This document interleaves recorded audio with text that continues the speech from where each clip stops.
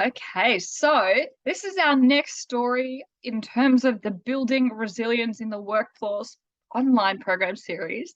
I have Pushpa here today, and Pushpa I've known for many years, and she actually has many different roles, anything from the social services to networking in BNI, but I'd like to throw it to you, Pushpa, to introduce a little bit about yourself and your background with the Women's Mentoring Foundation. Yes, for sure. Hi, Ali. Thank you so much for having me. So I'm from the Women's Mentoring Foundation. We are a harm prevention organization and we work around mental, emotional, physical, and social well-being, as well as suicide prevention. Yeah, fantastic.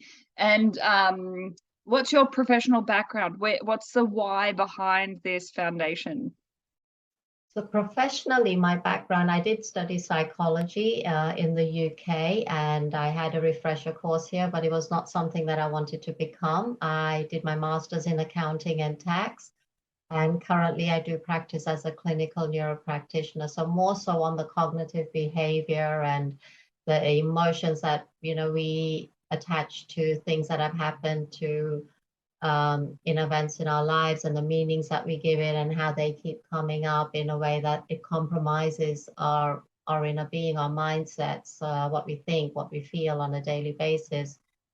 Other than that, I have done other programs. I've just finished off certification in mental health first aid and done a small program on suicide prevention. And I've always been a business entrepreneur. So I've been in business since the age of 18. Currently have two organizations as well as a charity. Yeah, fantastic. I don't know how you do it. That's a lot of time and attention running 3 businesses, it sounds, but you've got a lot of energy and a lot of knowledge to give to the world. Thank you. So before I move on to the first question, just tell me a little bit about what specific programs does the Women's Mentoring offer to workplaces? Because a lot of our stakeholders here could be small businesses, large businesses, all shapes and sizes, different industries. What type of workshops do you run that could be of interest to some of the stakeholders that we have here today? Yes, Ali, great question. Thank you for that. So our workshops are designed bespoke to each individual organization, whether it's a small or medium businesses, whether it's a larger corporations and for teams, etc. But basically, we have three strategic programs, and we want to start with what we call from hurting to healing or grief share, where it's an opportunity, depending on the organization and the individuals or the teams that we're speaking to. We design a program that will enable them to identify or work through any possible triggers that are bringing up emotions that are not serving them or putting them in a position where they've got compromised mindsets, or that they're in a place of irritation or anger or constantly feeling sad. So the first program works on, we could say, the past. It's like a transgression journey. So let's identify what's happened. When are these triggers coming up? When do you most feel these emotions? And if you feel them, great. If you don't, then at least, it's an opportunity to revisit. Everything's confidential. Then the next stage is the self-development.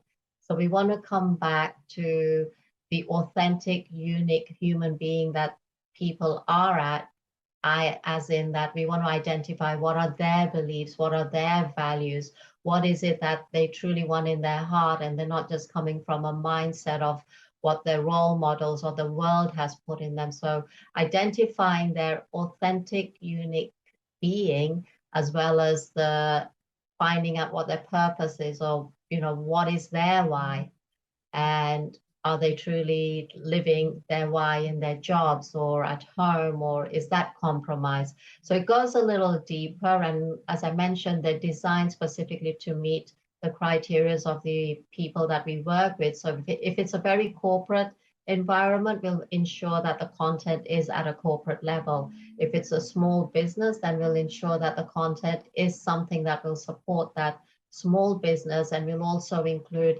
business mentoring. We might even include a little bit of business health checks or support them in their financials, etc.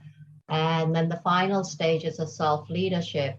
So irrelevant of where we are, who we are, or what we're doing, having strong self-leadership is really, really important because that enables us to perform at a higher level in all that we're doing. And with that self-leadership comes the personal aspects to it. For example, your self-awareness, the self-respect, the self-ability, self-quality, even self-love. You cannot give to other people what you don't have. And one of the quotes that I really share with a lot of our teams is that leaders live life on their terms, which means that especially if they're working in teams or if they're working in larger organizations where they have followers, they create an environment where they can be that true role model that's wanting the best for their teams, but also giving an opportunity for themselves to grow and for others to grow. And then we have individual workshops where it doesn't have to be the three. We can just come in once into the organization and we can do a 360 review. We design your product. That's what we'll deliver. And the other thing is that we do a lot of speaking engagements. So people invite us on specific topics, whether it's burnout in the workplace, whether it's, conflict, whether it's bullying, whether it's inequality, whether it's just that the team are not, in a great place or they're not performing at their highest level.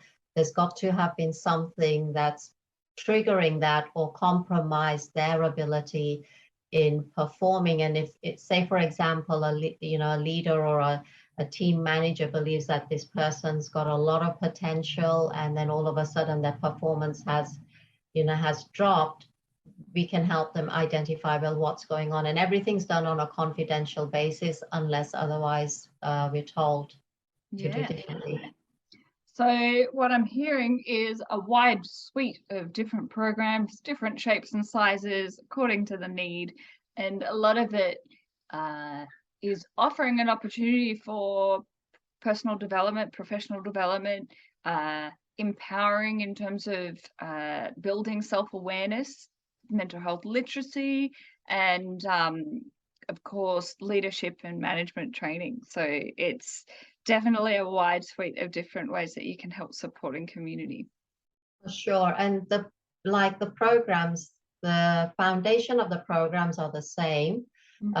We've been called in to just go in and deliver for women, which we've been able to do. And we do work in the clad communities, so diverse cultures. So I just finished off a program last week with the African Professionals Association, and now we're designing a program for the Afghanistan families that came in last year following the events in Afghanistan. And in corporate, we've had just events that have just been for the men or for the leaders. And yeah, so it sounds like there's a few different stakeholder groups, and some being larger workplaces like the corporates that you just described, and some being more targeted. So in the social services, perhaps there's a few more connections to multicultural groups or settings where you can target that level of delivery. And of course, Women's Mentoring Foundation, there are the stakeholder groups of those who need it most, which is coming from a social cause. I do have a soft spot for how we can help support and serve the community, and no doubt community is the stakeholder group for you too.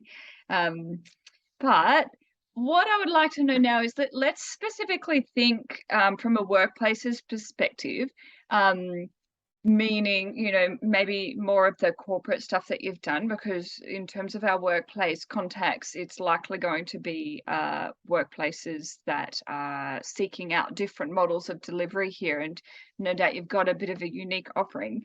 Why does building a resilient workforce resonate with you?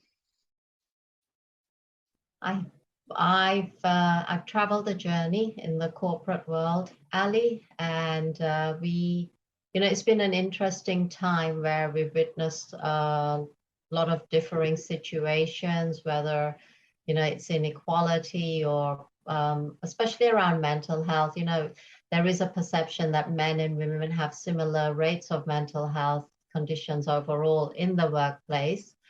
However, what we found, and that's why I do support a lot of women, is that women face specific challenges around mental health in the workplace. And if we can build their resilience, if we can build their inner strength, not only will the organizations benefit, but the employees or the staff or the team members, they will grow as well, and they'll enjoy each moment. It doesn't just become a job at the end of the day. It truly becomes a personal passion, and they deliver. They're not the staff that are consistently watching the time as to when do I go home. So really, resilience comes with a lot of different meanings to it. It is the strength of the individual, but we're also looking at that reflected in the organization to be resilient, to support their staff at a higher, better level. For sure. I did hear a statistic about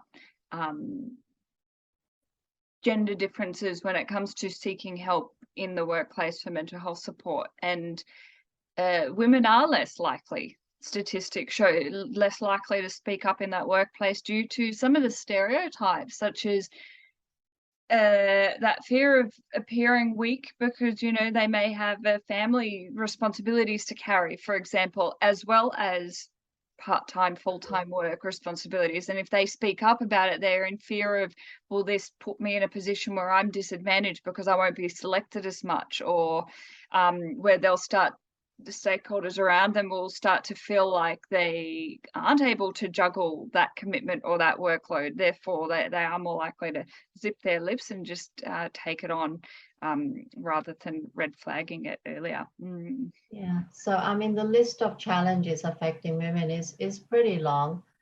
For one, women are prone to certain diagnoses. They're twice as likely to experience depression and anxiety and PTSD, because there's a lot of women out there that automatically go into eating disorders because they feel that there's a certain image that they have to live up to. I was actually with a woman this morning that was just sharing concern for her friend who's very much in the corporate world. And I hope it's okay to share. She just said that her friend was, is it Botox that they inject in the cheeks? And she goes, it's just, the guys are there, they're so corporate and, very strong in their attire and everything. And I feel that I have to live up to that image. Gotcha. So little things like that, the inequity, they have extra caregiving responsibilities, and there's gender-based violence out there, whether it's physical or not, indirect or not, or whether it's just with a flick of an eye. It is there, and it does affect people in their mindsets, their mental health. Yeah, for sure. Now, speak to me, what makes you unique in your program delivery? Because any workplace could be looking for a guest speaker, or they could be looking for a one-day workshop. And yes, I hear from you that you are able to tailor the outcome depending on the need, etc. But what will make them different from your delivery? So with Mind Blank, one of our unique points of differences is, of course, that we work with actors and we bring an engaging element of interactive theatre and role play that creates that safe environment. And sure, there could be corporate workplaces out there that have used corporate actors in that similar fashion. But one of our points of differences is we're using the role play in the corporate actors to specifically train mental health literacy skills. So what would you say is your unique offering? If they were looking at a suite of different programs and a suite of different guest speakers, what would make you different? I think that's great. I love the acting, Ali. People really resonate with that. I suppose the unique difference with myself personally, would be the fact of the journey that I've had, the lived experience. And it truly comes with a level of understanding, whether it's corporate or having owned small businesses for nearly 4 decades now, to listening to what is really required.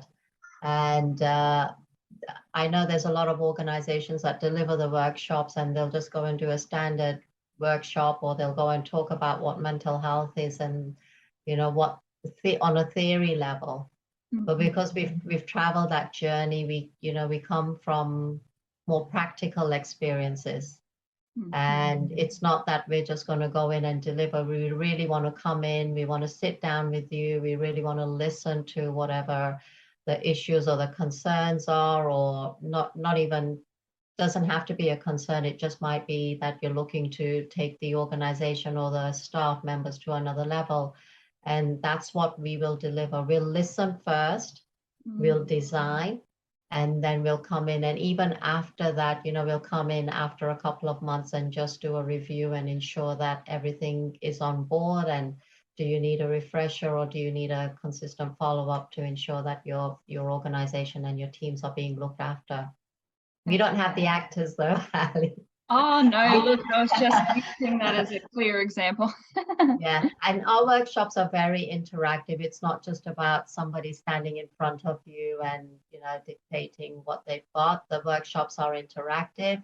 Depending on the audience in front of us, they are confidential unless, as I mentioned before, unless, it's stated otherwise.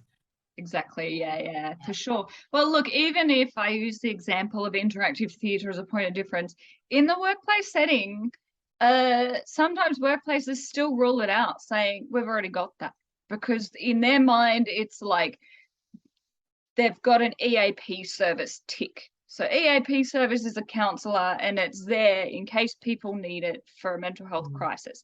And a lot of the times they feel like they may not have to do anything further.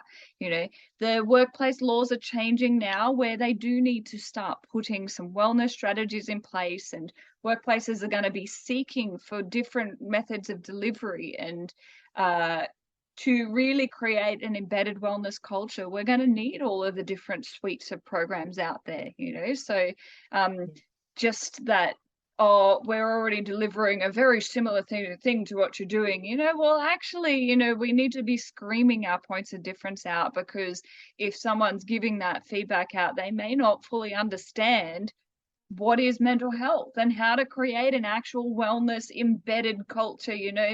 Everything that you've described to me sounds like it really is supportive of the people first culture. Train your people, build them up.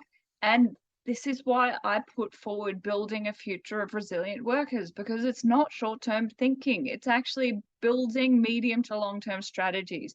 People first, build the skills, and they will be loyal to you absolutely further down the line.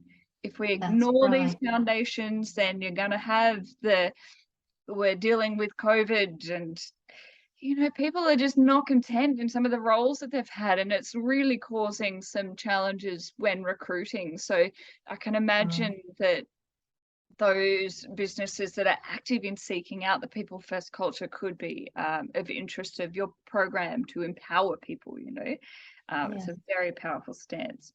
Yeah, okay. and it really, like yourself, it means coming from the heart. We know that, they have the EAP, and there's a lot of reading there when staff or, the members get the emails to say, well, today have a good day, or today think of a positive mindset, or today think of good things in your life.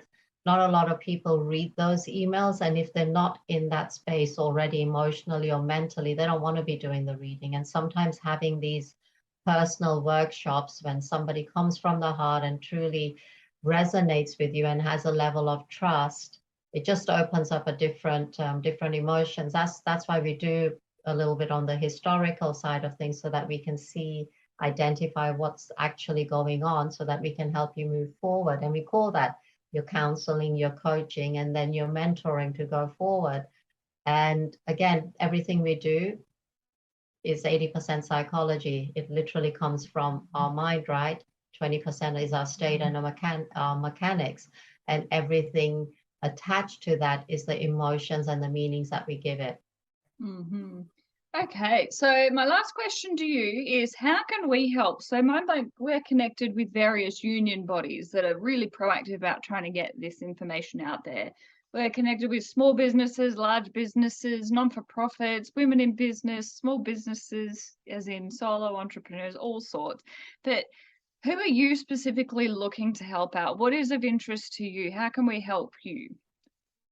I thank you for asking that, Ali. I think it's really important, and I go back to women because women are struggling with mental health at work.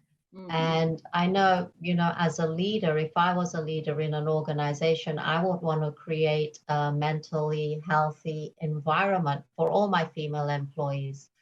And we have diverse organizations, but if organizations were looking to have something specific for women, to Mhm. say, okay, let's go in there, let's support the mental health at work, and let's see what works well for our female staff, that would be really great. We've done work for government. I've done a lot of business skills mentoring, I think now for 14 years for the government incentives. And one of the things that I found was that even though I'm going in as a business skills mentor, the great thing that actually helped that business move forward or to sustain their survival through a natural disaster was the fact that we worked on their mindset first, and that their belief in them that they can do this, or I identify the options they had of whether to go forward or whether to go on a different path. And it all starts with the mindset. And I think there's a lot of people gone into work after COVID. We, as a globe, do not realize the impact of the mental health breakdown that's coming because of this pandemic. It hasn't even started yet. And I think what you're doing is great, because we need this now. We need this now as a prevention, as maintenance, and to address things that are going to be having this breakout in our world. For sure. So yeah, organizations, if there's organizations, for example, specifically designed for women, we can do that. And yeah, corporations. That's good. Yeah, well, we'll put it out there to our network and see if there are any women-led organizations or organizations that happen to be seeking support for the women in their workplace. It sounds like a good fit. Thank you so much for being part of this series and having a